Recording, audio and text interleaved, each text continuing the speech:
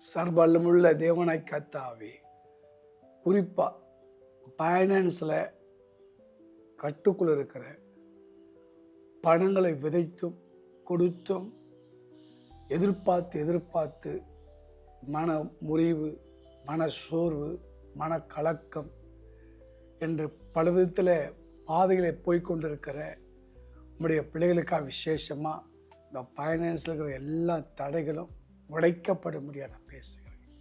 வேற வழியில் ஆண்டவரே, இந்த பணத்துக்காக ஆண்டவரே வியாபாரத்தில் சரியான வருமானம் இல்லாமல், போட்ட வருமானத்தை எடுக்க முடியாமல், கொடுத்த பணத்தை திரும்பி வாங்க முடியாமல் தடைப்பட்டிருக்கிற எல்லா தடைகளும் இயேசுவின் நாமத்தில் உடைக்கப்படும்படியாய் கட்டளை கொடுக்குறேன். இந்த நேம் ஆஃப் ஜீசஸ்.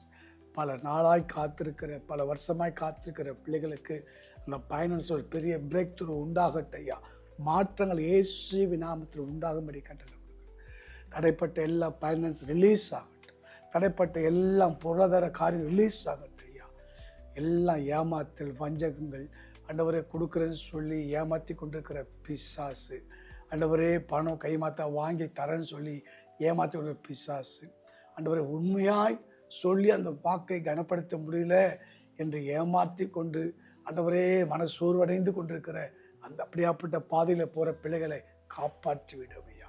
அவருடைய வாக்கை, சொன்ன வாக்கை உண்மையாக்கி விடும் ஐயா.